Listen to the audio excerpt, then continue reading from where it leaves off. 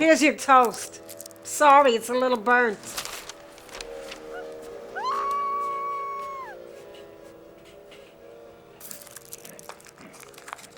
Catherine, I'm out of Delta 100s. Well, is it my fault if you smoke like a damn chimney? Do you think I'm just going to drop whatever I'm doing and go out and get you your cigarettes? The store's just through the park. Go myself. You know I can't walk on these damn useless legs. Oh, all right, I'll get you your damn Delta 100s. In fact, I'll get your whole suitcase full. Just so you'll stop bugging me about it, you old turd. Christ, I hate it when you get all pitiful.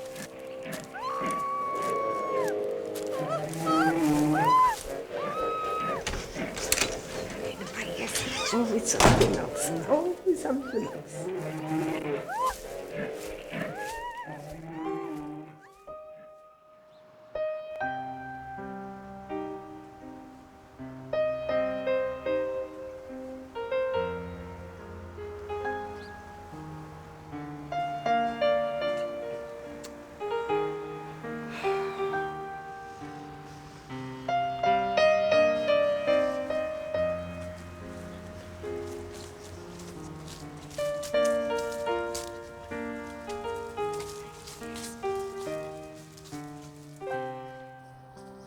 I have nothing better to do but to walk across the stupid park to pick up his damn Delta 100.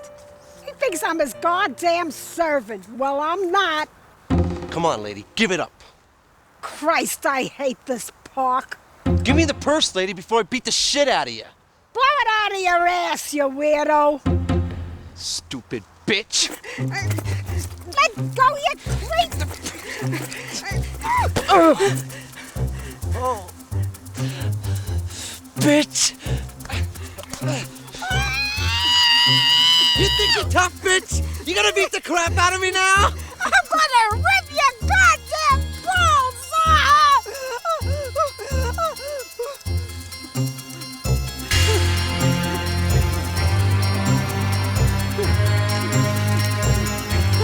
Shit!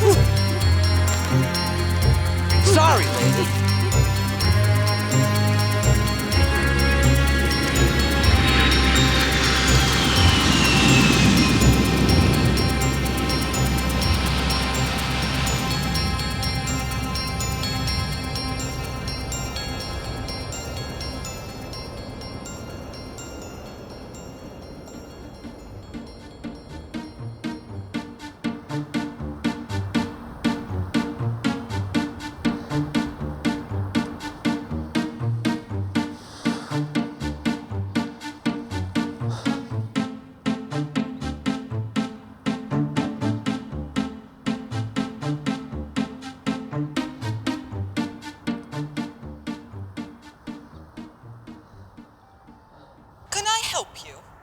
Hello! My name is Andrew March. I have a 9 o'clock appointment with Dr. Benderfax.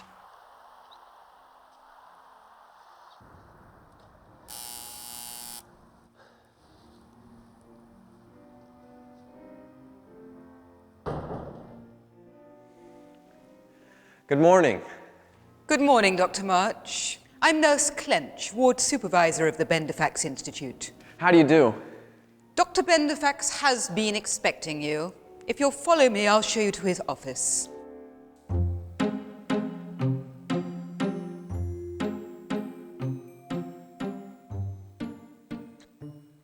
In my next series of tests, I shall again stimulate key organs to isolate the source of the telefacsimial field. I suspect that the spleen, the gallbladder, and the intestines may all be involved, possibly working together. Previous results indicate that substantial electrochemical amplification of the source image will be required for optimum reception. I'm very close to a breakthrough, I'm sure of it. Come in. Dr. Benderfax. Ah, and you must be Andrew March. Please sit down. Thank you, sir. It's truly an honor to meet you, sir. You have an impressive scholastic record and some excellent references, Doctor. I'd have thought you could have secured a position at any number of esteemed research institutions. So what enticed you to apply at our humble operation? Well, sir, I based my thesis in medical school on your psychoneurolepticism theories. In many ways, you've been my mentor, Dr. Benderfax. Well, I'm very flattered, Andrew, if I may call you Andrew. Cookie? Yes, sir. Thank you, sir. Not many in the scientific community fully appreciated my neurolepticism work. Your discoveries of psychic neuroelectric transmissions from organs other than the brain is groundbreaking. The implications are staggering. You're very perceptive, Andrew. In fact, my current experiments delve into a similar area of investigation. I'm very happy to hear that, sir. Now, about your qualifications. Yes, sir. I was quite impressed by some dog illustrations you sent along with your resume. Well, thank you.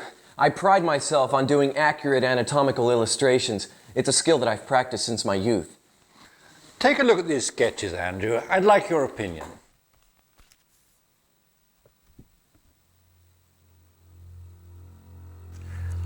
These are part of your current experiments? Yes, that's right. They're rough, but all the structures are there. Do you suppose you could produce color renderings of these, suitable for publication? Yes. I would be honored to assist you in any way that I can. Excellent. That's just what I wanted to hear, Andrew. I'd like you to get started right away if you can. I can start today, sir. Very good. Of course, your primary responsibilities will consist of patient testing, psychological workups, endocrine panels, that sort of thing. But I'd like you to dedicate at least 3 hours a day to the illustration work. Sound reasonable? Yes, fine, sir. Nurse Clench will explain in detail your responsibilities on the ward and lay out the Institute rules. It may be my name on the sign out front, but it's Nurse Clench who governs the ward. I understand, sir. I have a good feeling about you, Andrew. I'm sure you'll fit in here just fine. Welcome to the Institute. Thank you, sir.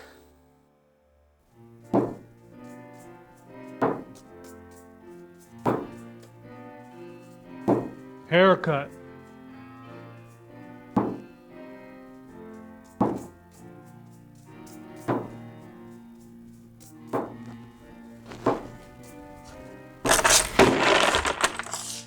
Haircut.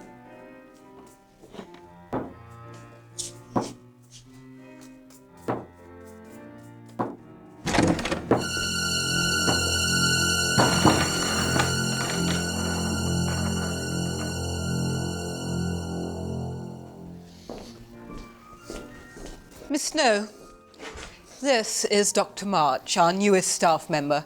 Nice to meet you. The pleasure's mine. When you've finished here, Miss Snow, would you please show Dr. March the wards and familiarise him with the patients? I'd be happy to. If you'll excuse me, Dr. March, I have a pressing matter to attend to. Miss Snow should be able to answer any questions you might have about the Institute. Thank you, Nurse Clench. Haircut.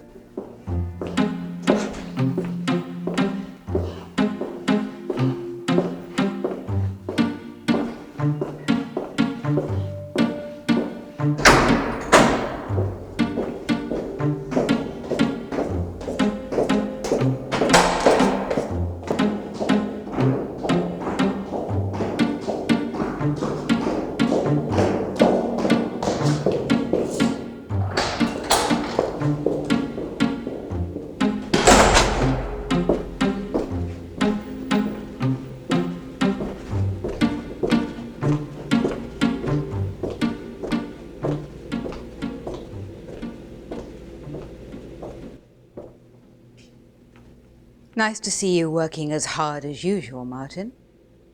Did you have any trouble with the new admission? Stroker? Nah, she was no problem. But that freaking ambulance driver upped his rate to $75 this time. Speaking of which, this time I was getting a little raise. Don't you think? Martin, is money the only thing you can think about? What? You think I work here for my freaking health? If it wasn't for Dr. Benderfax, you'd still be working in the prison hospital, wouldn't you? Yeah, Lavinia. But I know you're glad I'm here instead. Martin, I find you vile and disgusting in almost every way. But you do have a certain attraction.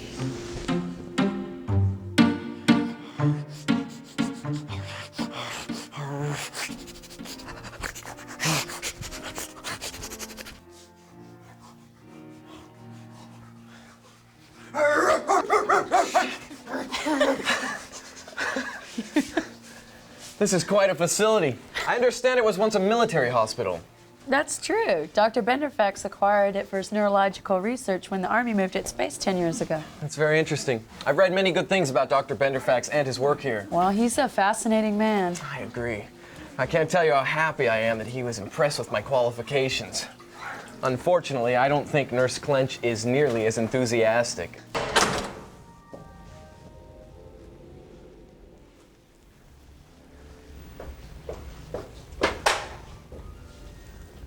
Where does that door lead?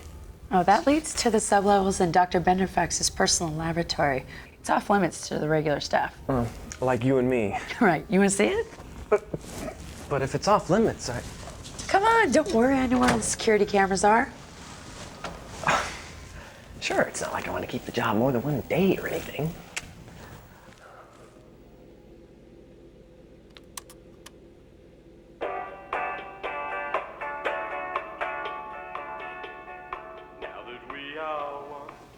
Who's that? That's Martin Wise. He guards Dr. Benderfax's laboratory. A guard? What for? Well, about a year ago, there was a doctor here named Clarence Blitz. He went completely berserk and tried to destroy the laboratory. He set loose all the animals and even stole some of Dr. Benderfax's lab notes. Jeez, what did he do that for? Well, the police said he was some kind of radical animal rights activist. They said he was probably planning the break-in from the beginning. It all seems so strange, though. I knew Clarence. He seemed completely normal. You'd never have known. Well, what happened? I hope they caught him. No, they didn't. It's been at least a year. You know, it's fanatics like that that really get me going. I mean, everyone is entitled to free expression, but some people, they just go over the edge.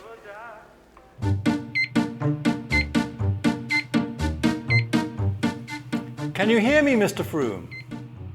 Mr. Froome, if you can hear me, blink your eyes. Very good, Mr. Froome. Now, I'm going to stimulate various areas of your brain with small amounts of electric current.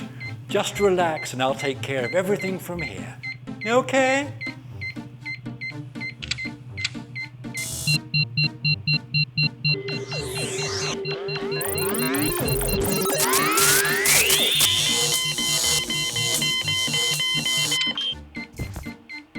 What was that all about? It's okay, Mr. Froome. I'll figure this out. Here, let's try something else.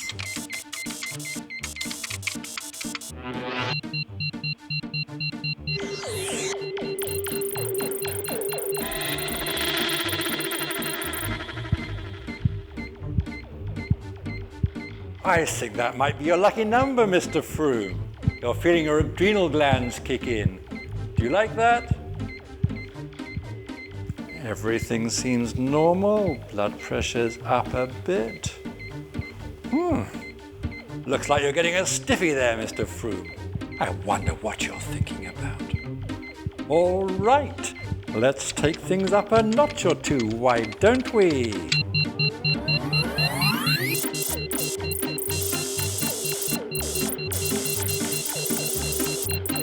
Just a bit more, Mr. Froome.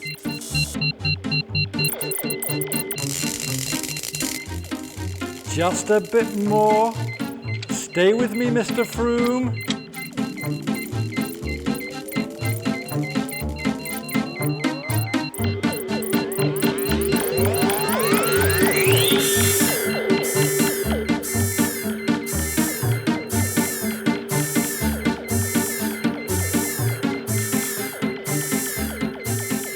This is not the response I was looking for, Mr. Froome.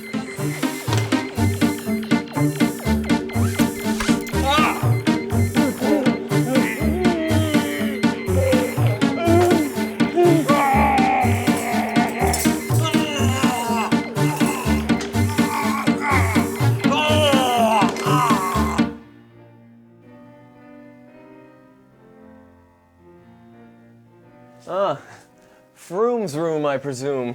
Mr. Froome. He used to decorate his store to help him remember which room was his. So I take it Mr. Froome is checked out. Yeah, you could say that. He died in his sleep last night. I'm sorry. What was the cause of death? I think Nurse Clench said it was a cerebral aneurysm. Well, how did they determine that so quickly? Dr. Benderfax examined him himself. Oh, really? Yeah. There's a new patient in Mr. Froome's room now, a 70-year-old woman named Wilma Beagle. Apparently, she was homeless. She was brought here after suffering a minor stroke. She's improving, but for now, she's still unable to speak and has no feeling in her left hand.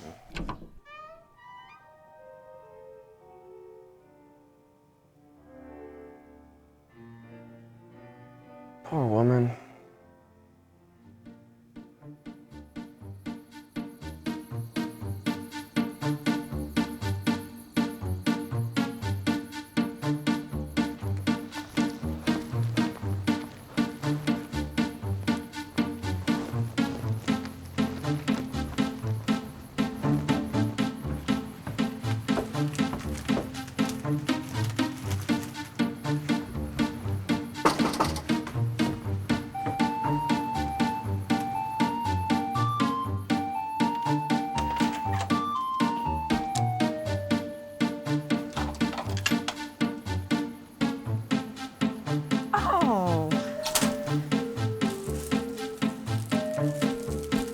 Hello?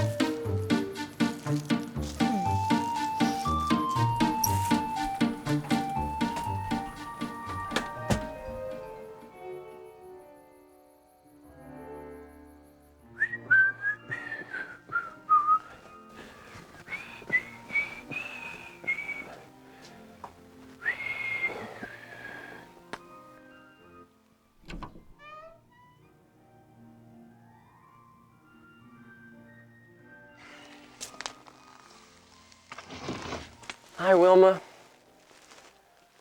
What do you have there?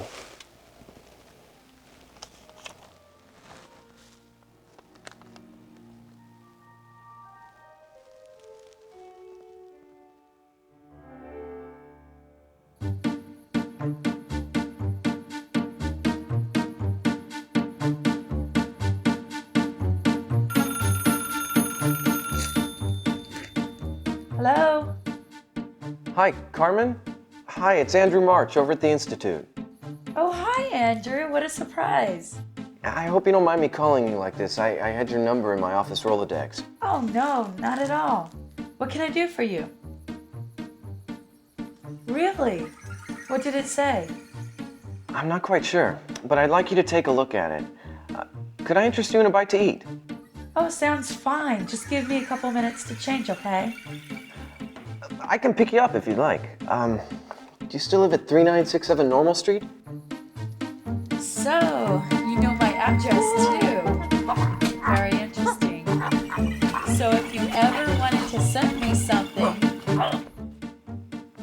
I guess I'd be prepared, wouldn't I? How much time will you need? Just give me 20 minutes, okay? Sounds great. Bye, Andrew.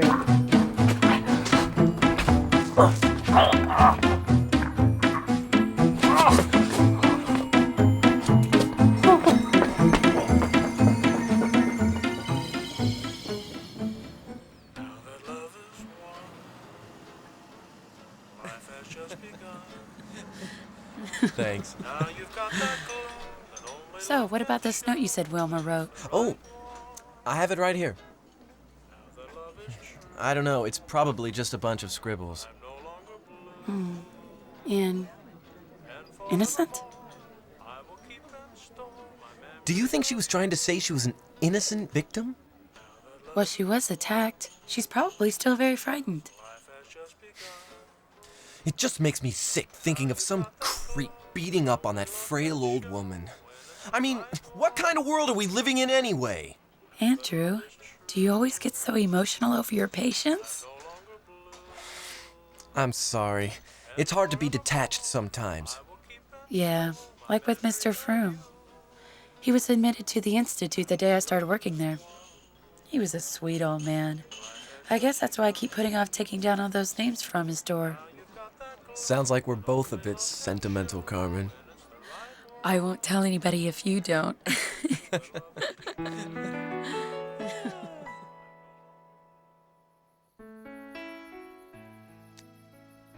had a really nice time tonight. So did I. By the way, thanks for the flowers. Flowers? Oh, what am I saying? It must be getting late. I meant, thank you for inviting me out tonight. Well, it was my pleasure. Oh, next time, I'll bring you flowers. Oh, I didn't mean that I thought that you should. No, of course not. Good night, Andrew. Good night, Carmen.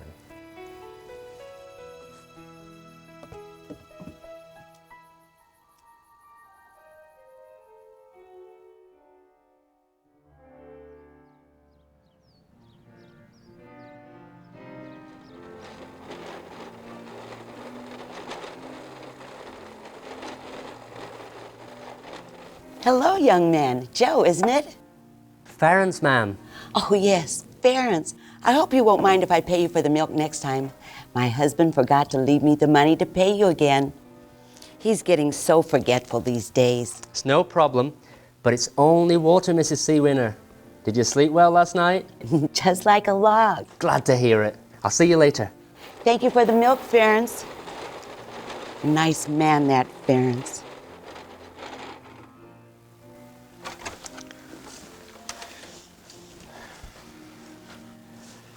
Well, this is it.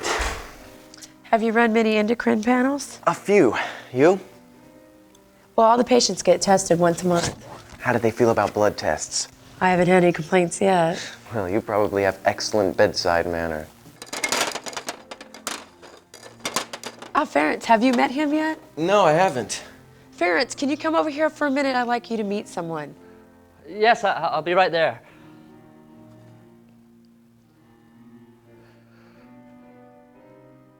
Ference, this is Dr. March.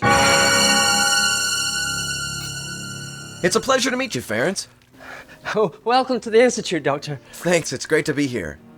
If you would excuse me, I was just on the way to the head. Huh? I mean the lavatory. Certainly. Ference was once a promising medical student until he developed schizophrenia and began having hallucinations. Really? Yeah, his condition's greatly improved since he's been on medication. He's been living in the city on his own for over a year, but he likes to keep in contact with the Institute, delivering water to the patients, helping out in the kitchen. I see. Andrew, could you excuse me for a minute? Yeah, sure.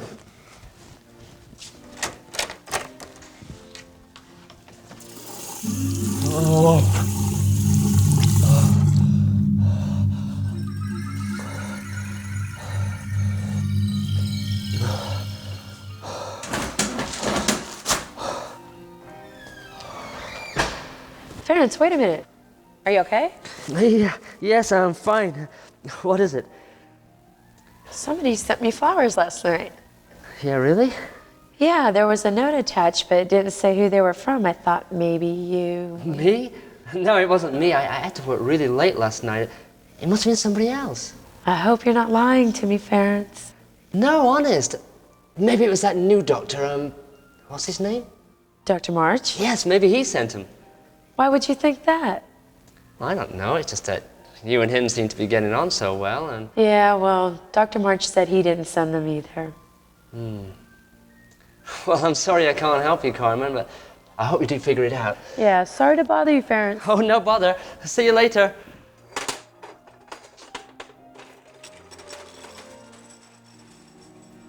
These accidents are happening too often, Thomas. Mr. Froome had relatives, you know. They're going to want to know what happened to him. It's all in the death certificate. A cerebral aneurysm in his sleep. Why should they question it? They should be thrilled the old bugger's dead.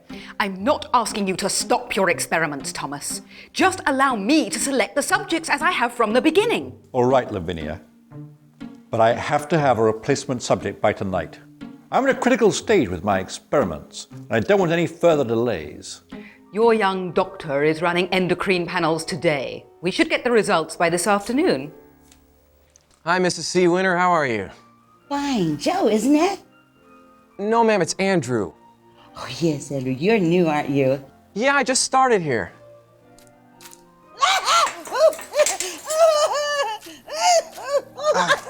Here, Here, hold this on there. Sorry, Mrs. Seawinter.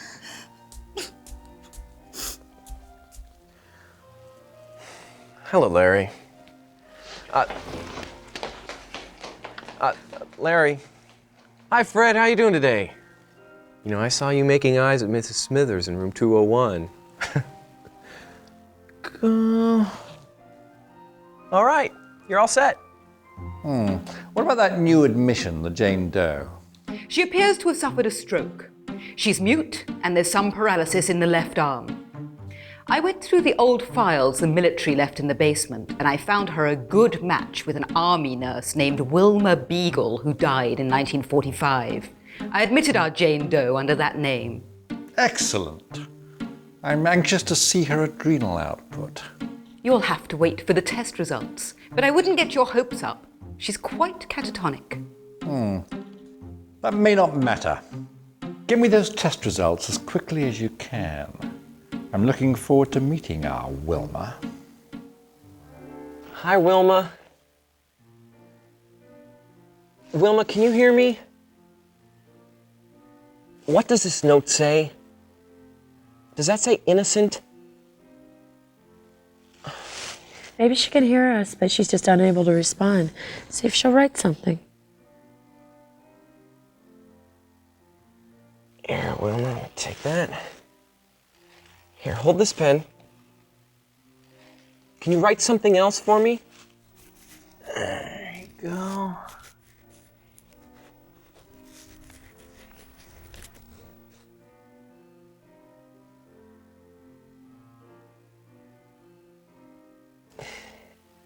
Thanks, Wilma.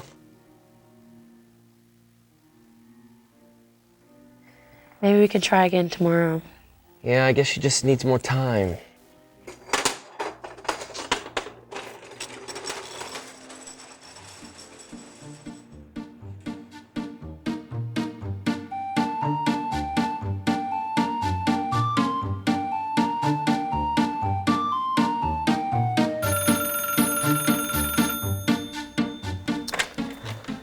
Andrew March. Have any plans tonight? Carmen. I was just working on some dog illustrations for Dr. Benderfax. Did you have anything in mind?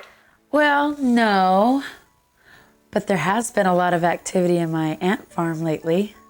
I see. Well, sure. Sure, I think I could stop by and see your ants. What about your dog drawings? Oh, I think I've put in enough time on them for one night. Besides, I think the little fella I've been working on is just about finished.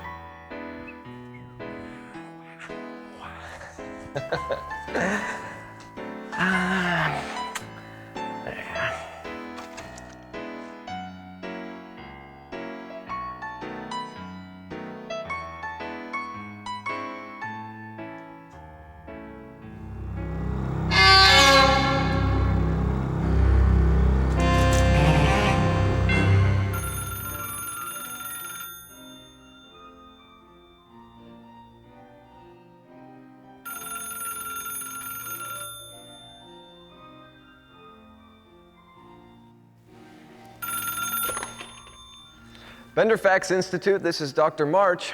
I'm looking for my wife, Catherine Grider. Well, I don't recognize the name, sir, but let me check the admissions records.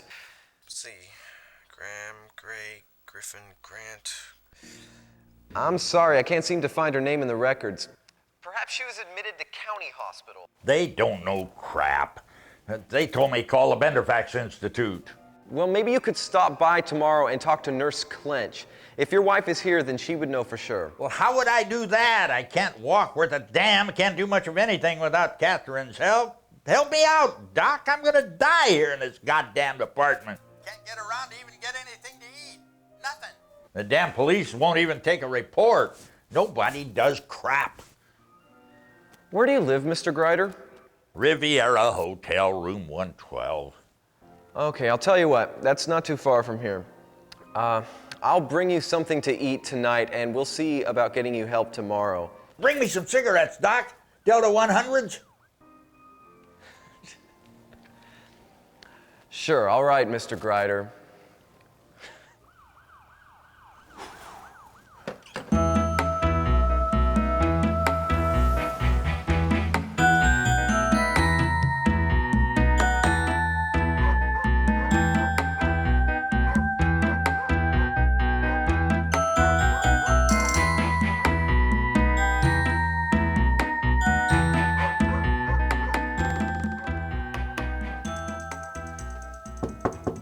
Who is it?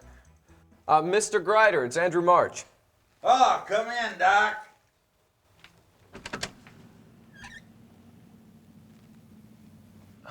Hello. I got you something to eat. You bring cigarettes? Oh, yeah. Delta 100s, right? Well, give them here quick. Give me a light, Doc. The match is there on the table. Sure.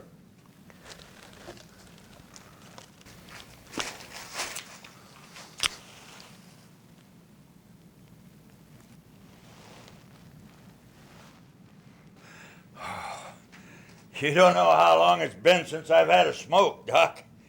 I thought I was gonna die, I really did. Listen, I could arrange for you to get a room over at the Institute until I'm you not get going something. to no hospital. Just find Catherine, that's all.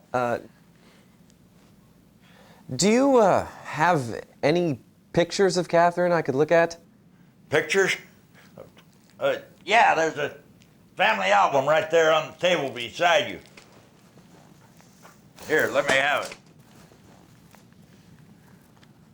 There, that's Catherine, 14 years old. Oh, she hates that picture. That was the year the dog bit her in the ear.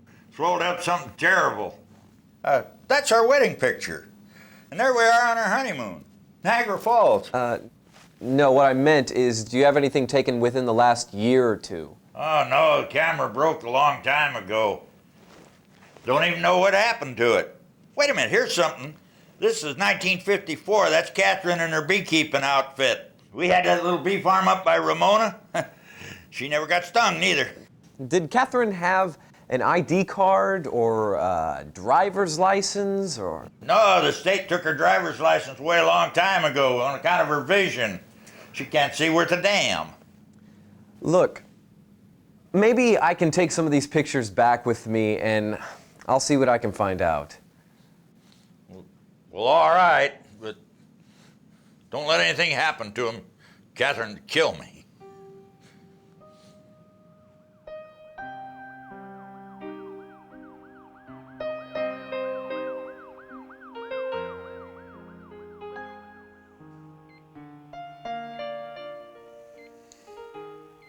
No need to worry, my dear. You're in good hands. I'll tell you a little story while we're waiting for the anesthetic to work. Okay? It's about my dog, Boxy. It was many years ago, but I can still remember just how he looked, hiding in that cardboard box in my father's laboratory. Boxy loved me right from the start, and I him. My course was clear. I rescued him from the lab and made him my secret pet. For more than a month, I kept him hidden in my room. And for that brief period, I was truly happy. But then my father discovered him. Father didn't care that Boxy was my best friend in the world. To Father, little Boxy was just a lab dog. He took him back into his laboratory, and I never saw him again. Silly, but I still think about Boxy sometimes. The most loyal friend I ever had. You really are an excellent patient. Do you know that, my dear?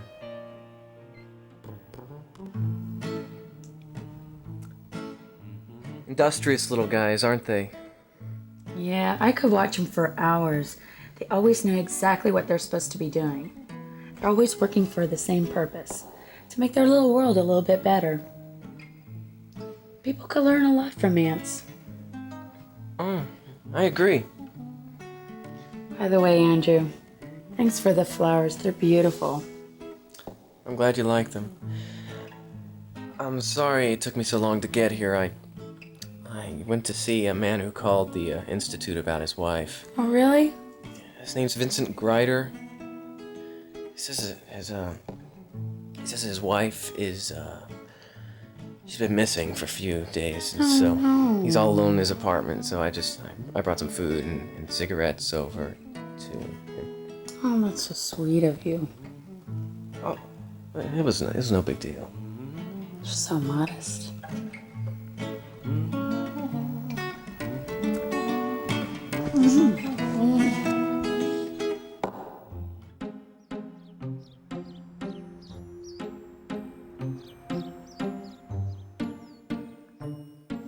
Test subject K26, white female, late 60s, possible stroke victim.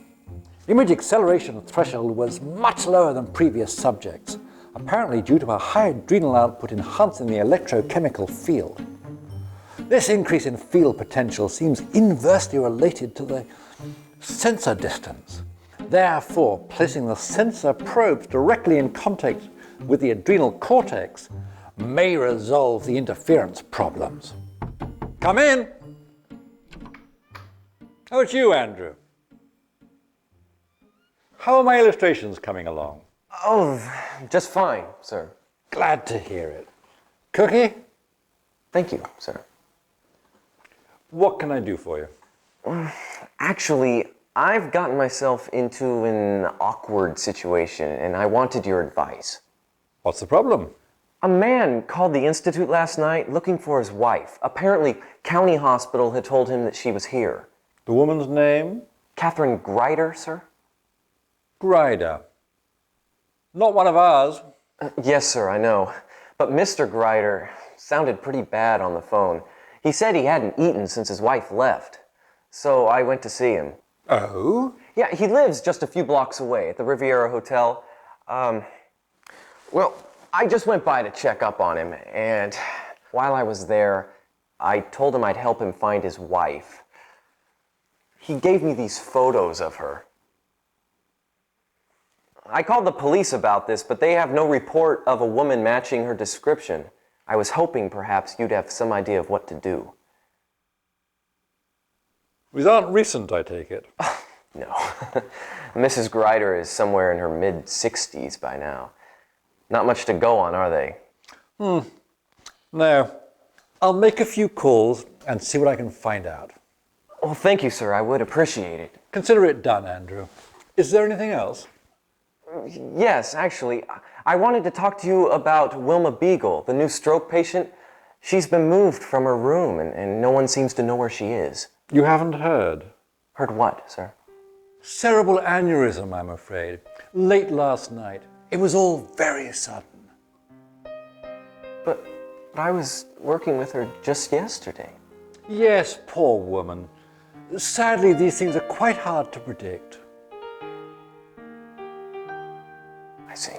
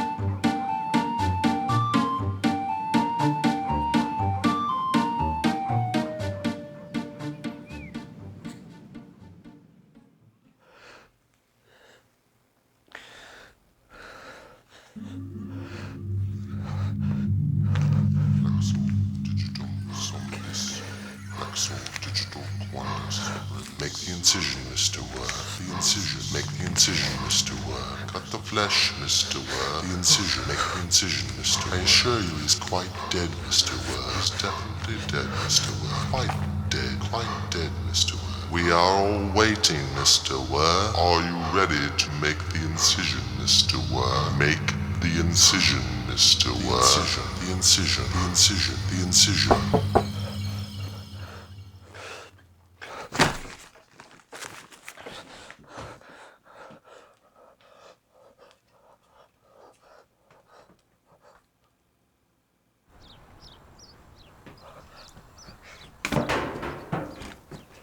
Carmen. Hi, Ference. Mind if I come in? No.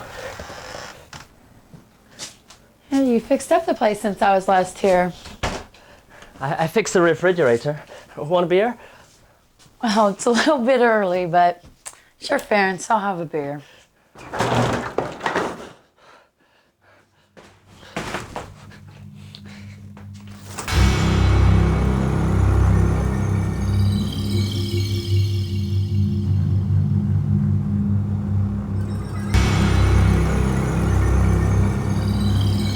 You know, you shouldn't drink too much beer being on medication.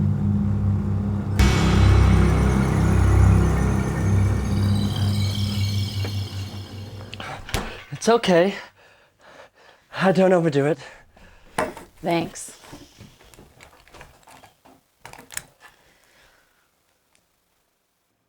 This is frozen, Ference. I think you set it a little high. No, don't. Don't worry. I'm not gonna break it. Just change the setting. Ference, you haven't been taking your medication, have you? You know, it's very dangerous to go on and off these drugs. You could start having hallucinations again.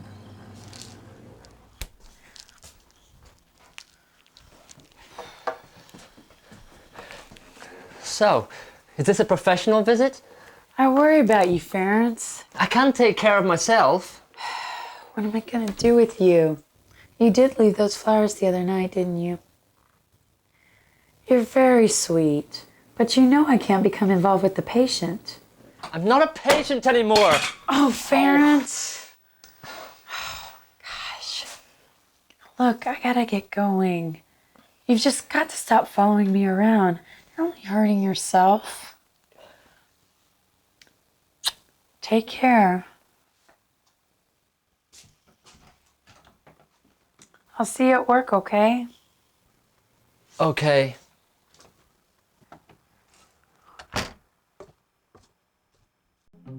What's going on, Lavinia? Martin, Dr. Benderfax is still in the lab, isn't he? He's been in there all afternoon. I thought you'd be stopping by for a little visit. You're not paid to think, Martin. And you shouldn't be leaving the lab unguarded.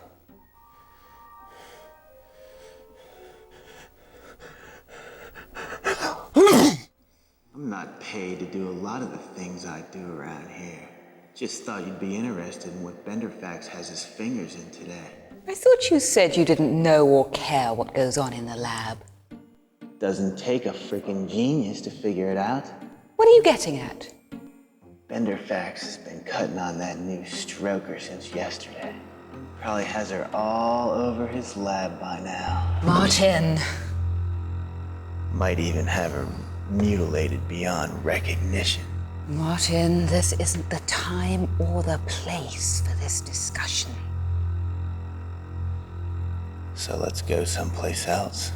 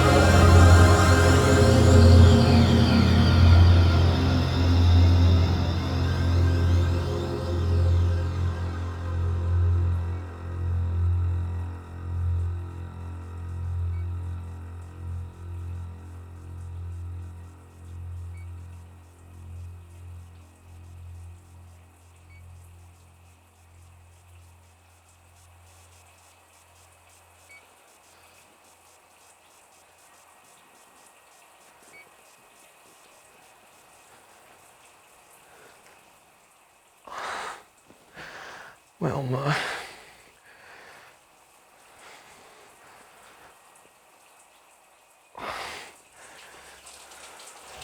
We are one. Life has just begun. Now you've got that glow that lovers only show when it's the right one. Now that love is true, I'm no longer blue.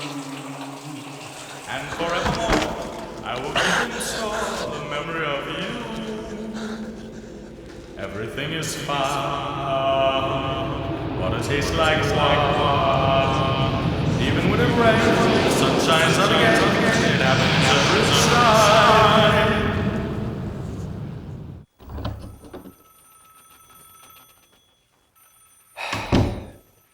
Can I offer you some coffee, Doctor?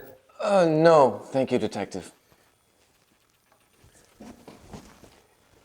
These allegations about Dr. Benderfax are very serious. Benderfax is a well-known man in this area. Are you sure you want to pursue this? Those incisions could only have been made while that woman was alive, Detective. Someone has got to stop Benderfax. It's obvious that he's gone mad. I'd like to believe you, Doctor. I truly would. You see, I had a run-in with Benderfax once myself. Oh? Yep. A few years back, I had an old dog named Murphy. May sound sentimental, but I really loved that dog. He wasn't very intelligent, but he had spirit, you know what I mean? One time I had to go out of town for a couple of weeks on business. When I came back, Murphy was gone, got out of the yard somehow. There was a letter from the pound in the mailbox. They picked him up, so I went down to bail him out, but they said it was too late.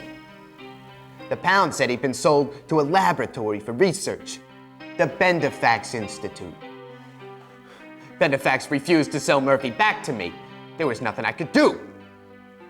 Yep, I still think about him sometimes, being tortured in some dark laboratory, finishing out his life a part of some sadistic experiment. Oh, I've been waiting for an excuse to check out Benderfax's lab for a long time.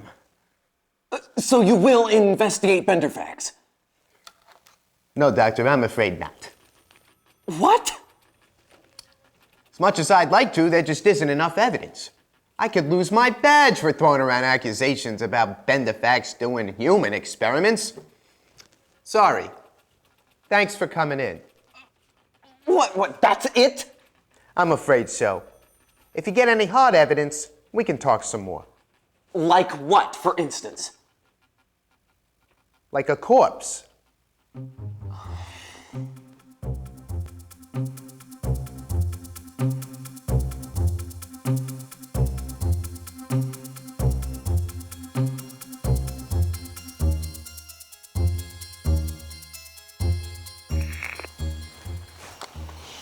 I seem to remember putting you in charge of security at this facility, Lavinia.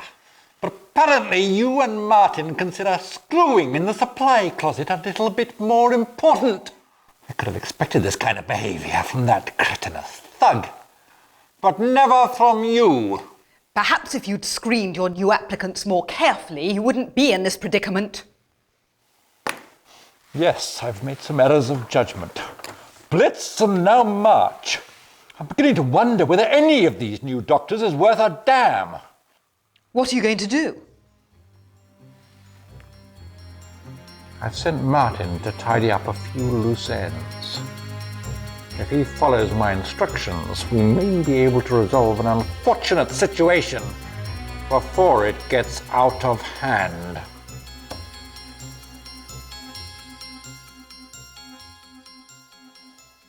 I don't want to hear any more, Andrew.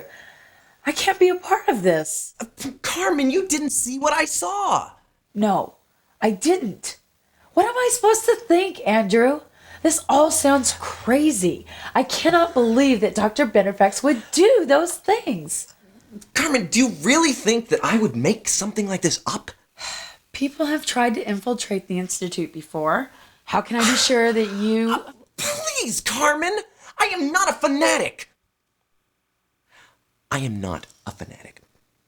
I know that everything I'm saying may sound crazy, but it's true. It's true. It's terrible, but it's true. I want to believe you, Andrew, but I can't. Carmen, Dr. Benderfax is killing people. We have got to stop him before he kills again. You'd better leave now, Andrew. I need some time to think. Fine. Think.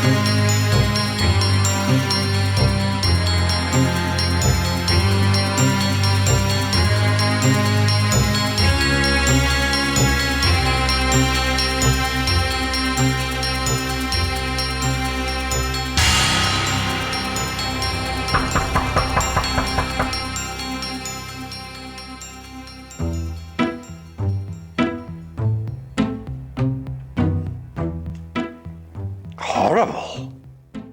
His name is Vincent Grider. We found him like this in his apartment this morning. What would make a person do something like this, Dr. Benderfax?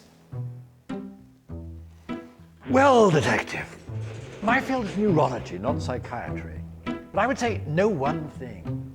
It could be a combination of instability, genetic flaws, paranoid thinking, perhaps latent schizophrenia, repressed rage and hatred, all combining with some drastic happening to drive a person over the edge. Do you have a suspect? As a matter of fact, we've identified the fingerprints of one of your staff at the crime scene, a Dr. Andrew March. Are you suggesting that Andrew? Were you aware that Dr. March filed a police report on you last night, Dr. Benderfax? A report on me? Whatever for? March claimed you were using patients here for terminal experiments. He wanted me to shut your operation down.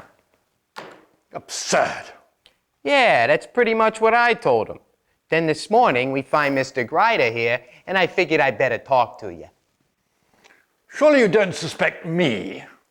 No, Doctor. But I think March could be trying to set you up. Set me up? But why? That was my next question, Doctor. I really wouldn't know. I just hired Andrew a couple of days ago. Yes, excellent credentials. And he's a very fine medical illustrator. Oh. Do you have any examples of March's illustrations? Why, yes. I have some of his drawings right here.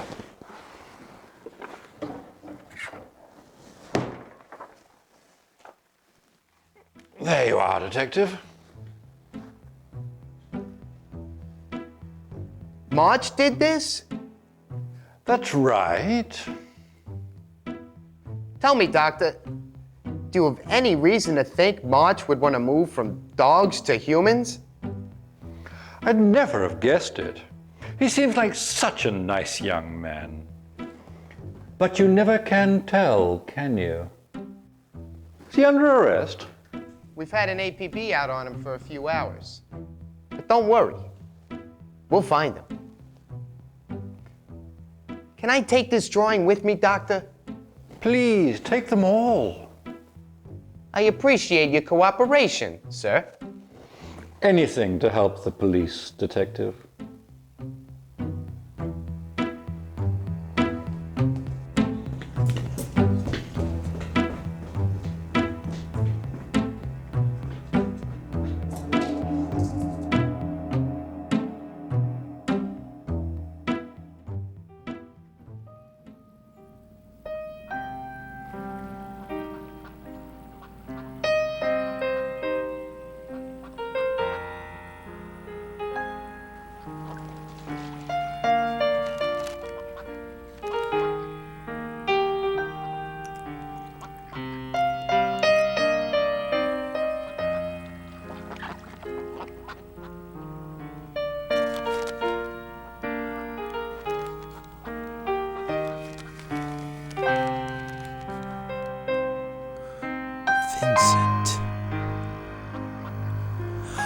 Vincent!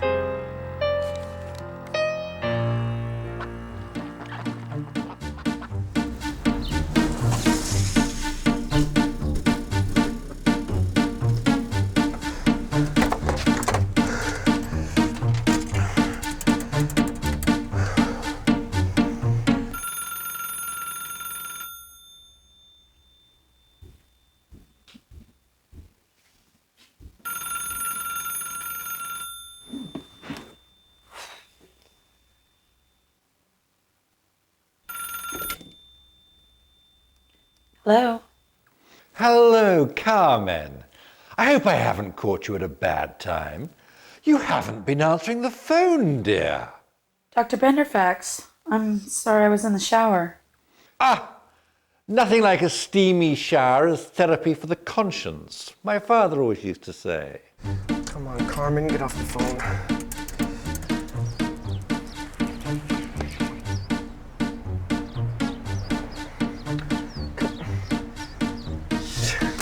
What can I do for you, Dr. Benderfax? Carmen, I need you to come into the Institute and meet me in my office immediately. What's wrong, sir? I'm afraid I can't discuss it on the phone, Carmen. Get here as quickly as you can. I'll explain everything in detail when you arrive. All right, Dr. Benderfax. I'll leave now if it's that important. Thank you, Carmen. I wouldn't ask you if it wasn't. Yes, sir.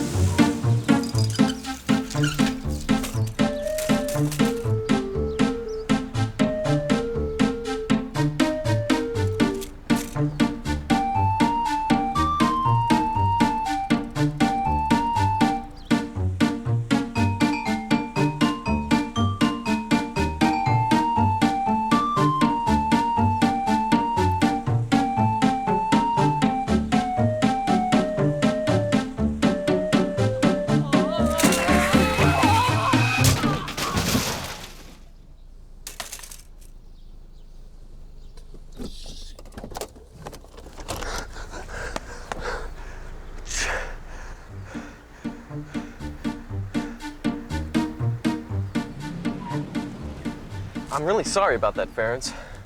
Are you sure you don't want to go to the hospital? No, forget about it. But I have something to tell you. What is it? I overheard a detective talking to Dr. Benderfax at the Institute today. He seemed to think you killed an old man named Grider. Vincent Grider? Oh my God. The detective said he has an APB out on you, so you might not want to be driving around. But I didn't do it, Ferenc. That's not what the police think.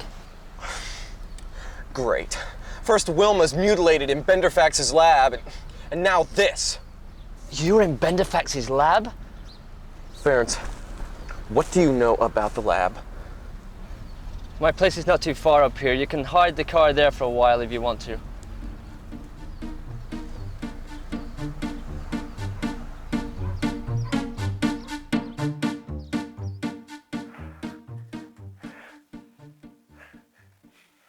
Nice closet, Ferenc. Dog data! No. What was that? Let's. Dog. Whoa, hold on. You mean the guy who broke into Benderfax's lab? Uh-huh. He's up there? No. Yeah. You go on up. I'm gonna wait down here if you don't mind. No.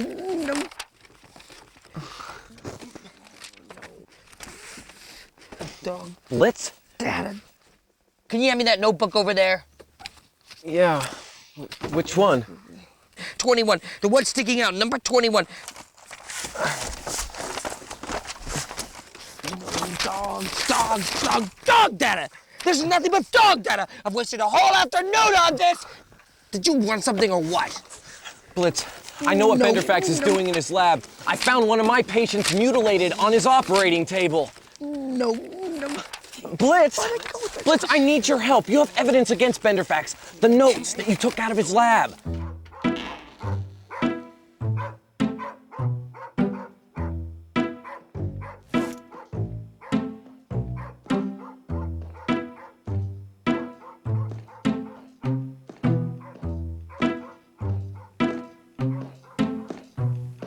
Blitz, what'd you find out in these lab notes? I mean, what's Benderfax doing down there? Who's involved? Martin, Clinch? Nurse Clinch. She assisted Dr. Benderfax in his research for years. In one experiment, Nurse Clinch amputated the arms and legs of mother chimps with newborn babies to see how they'd cope. Emotionally. Grief studies, yeah. They call them grief studies.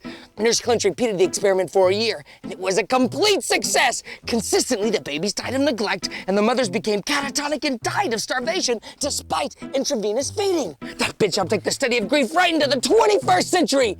Something to be proud of, don't you think?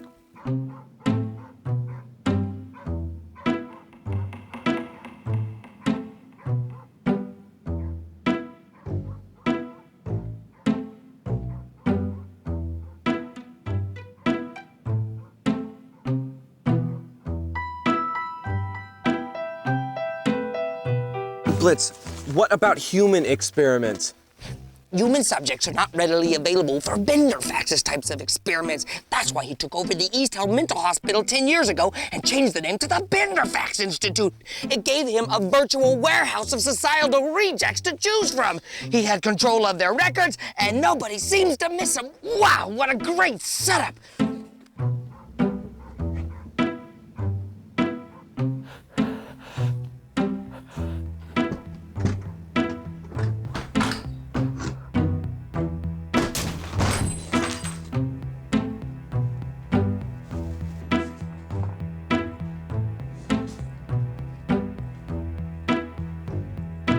So he's definitely experimenting on the patients. Oh, well, that's all he does. I mean, he keeps a few dogs and cats around just in case the state inspector might want to check out the facility. I mean, he fakes all the animal research data, just keeps the grant money rolling in. You can't run a lab without cash. You can't run a lab without cash. You got a cigarette, doctor?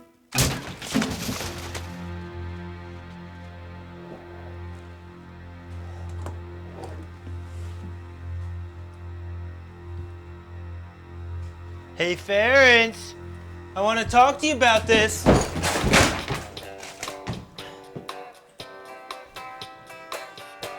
I thought we were friends, Ference. Is that the way you treat a friend? Bash him in the skull with a friggin' baseball bat? I don't think so, Ference. I think I need to square this situation up, Ference. It's only fair, don't you think?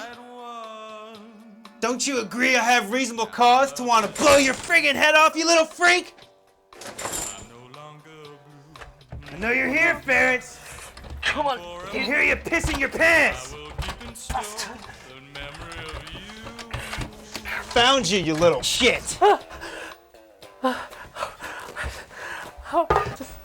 Jeez, Ference. What a pitiful little pansy. Laugh it up, fuzzball. Oh, Jesus Christ.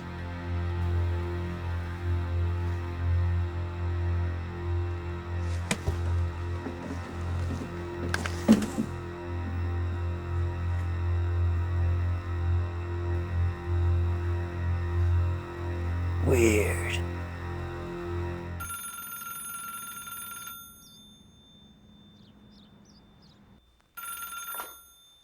Benderfax? Doc, I tailed Ference like you told me to. Turns out that little freak's been hiding Clarence Blitz up in his attic. Looks like he's been living up there for quite a while. Really? How very convenient. I assume you've spoken with them both? Yeah, Doc. I gave them both a real good talking to. Splendid. And have you by any chance come across our young Dr. March today? March? No, not yet. But don't you worry, Doc. I'll find that pencil neck. You just did, asshole. Benderfax, you've gone too far this time. I'd like to speak to you at leisure, Doctor. But you see, I'm presently in a meeting with one of my nurses, Carmen Snow. Perhaps you've met. You're very welcome to drop by my lab sometime, and we can continue this discussion in person. Goodbye, Doctor. Carmen! Carmen! Well now, where were we, my dear?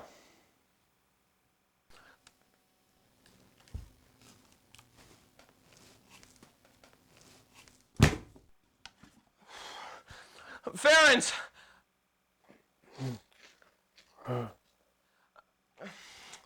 Don't move!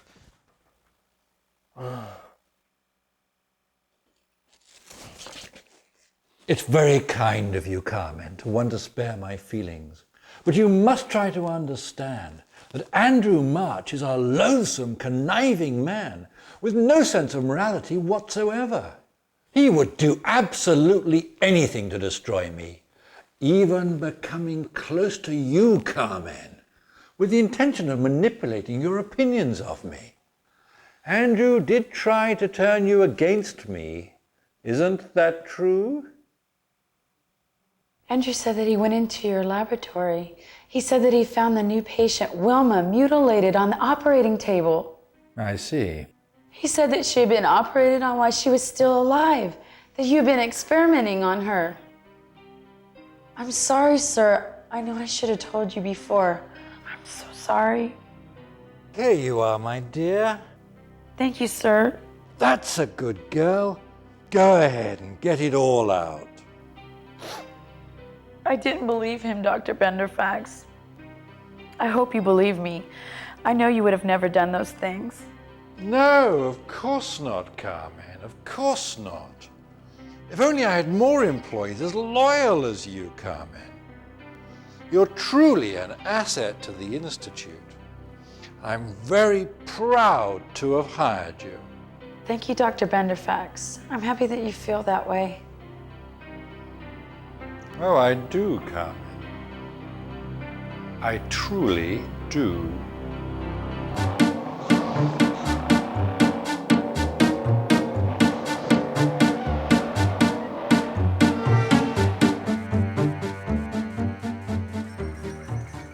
I'm truly sorry it's come to this, my dear. But you've been conspiring against me. And I simply cannot be expected to tolerate this kind of disloyalty from a member of my own staff. Oh, I've seen you whispering in the corridors with that deviant Farrance Were. And you've made no secret of your extracurricular activities with Dr. March. Did you think I couldn't put two and two together?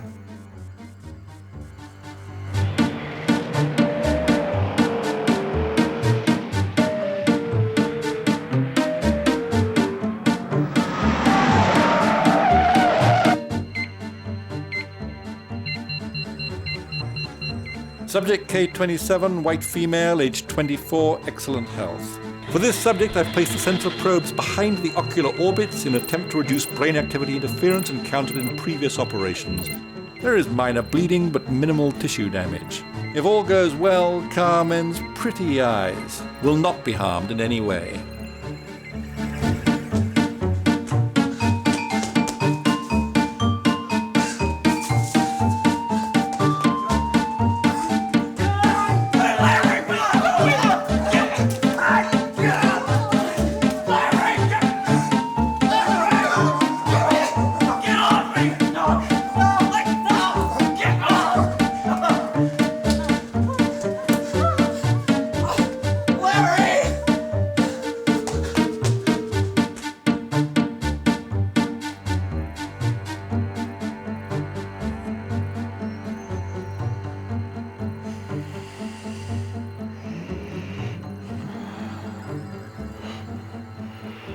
Oh, flesh.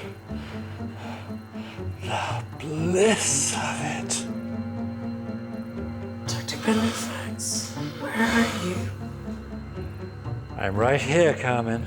What's happening? My dear, the time has come for us to get to know each other in a more intimate way.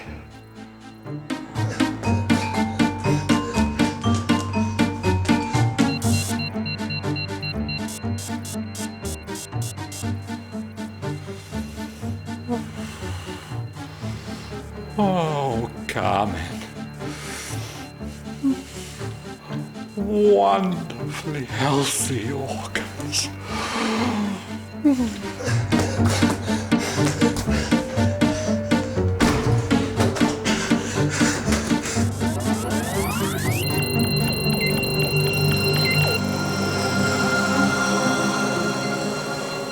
Can you feel it, Carmen? The telefacsimial feel. It's incredible. It's beautiful.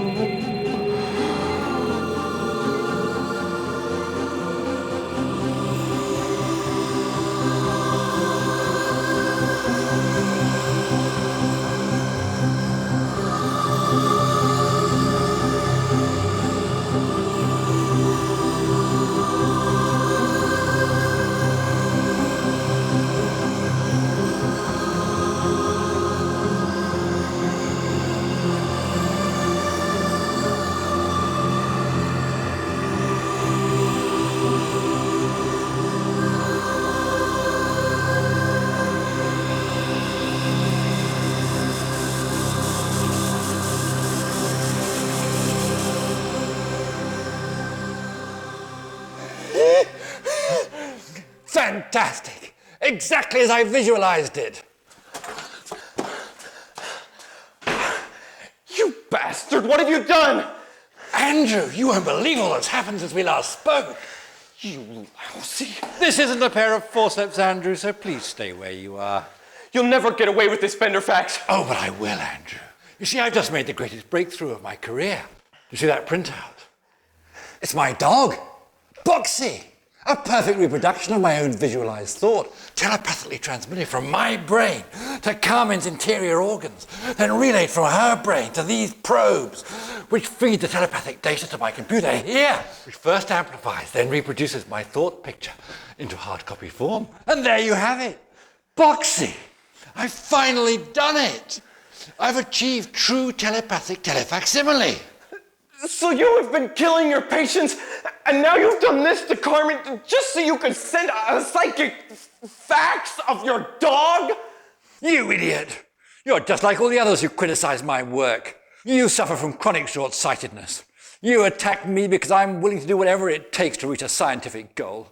You know that I've achieved what you and the others like you could never achieve. Admit it. You're jealous of me and my breakthrough. You are a sick, twisted bastard, Benderfax, and you can bet that this breakthrough is going to be your last. Andrew. Carmen.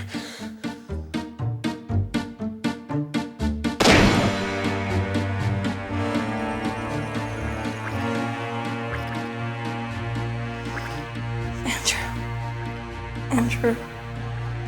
It's too bad, Andrew. I honestly liked you. I'd even hoped we might someday work together. Sorry, Andrew, but I'm afraid it's sacrifice time. Amelia, why? I'm sorry, Thomas. This is all your fault, you know. You should never have come here. He's a brilliant scientist, a true visionary. You've no right to judge him, not by this. He was never evil, just ahead of his time. There's a difference.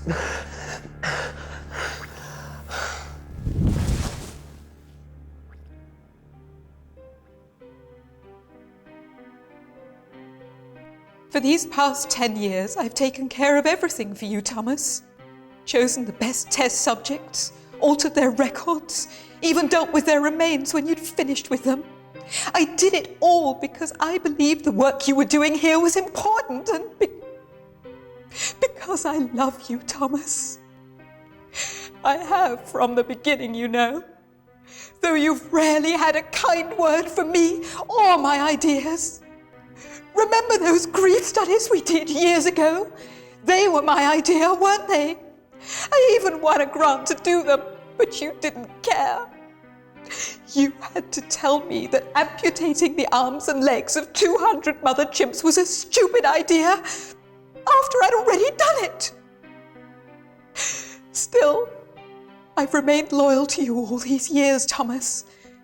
But lately, things have got out of hand. And what we're doing here just doesn't feel right anymore.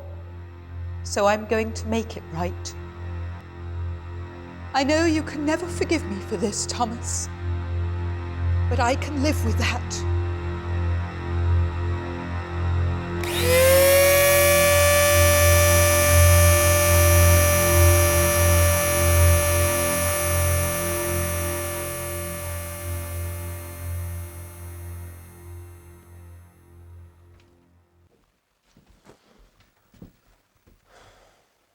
Well, you folks wanted to see Benderfax.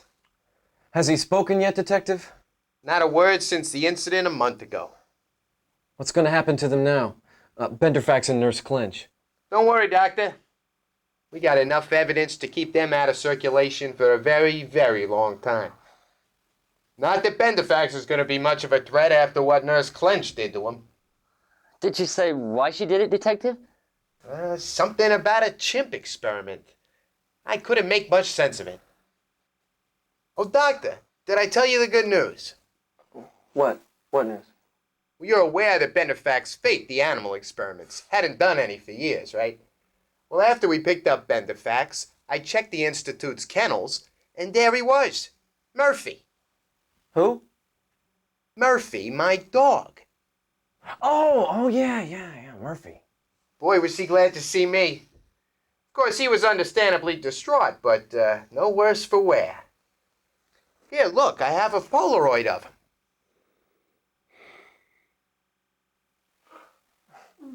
I'm glad that you got your dog back, Detective. I just wish I could have stopped Benderfax before he got to Catherine and Vincent Grider. All the other victims. I feel like we were helping him the whole time. Andrew, don't talk like that. There's nothing we could have done. At least it's over now. Yeah, I guess it is. For Benderfax, anyway. Morons.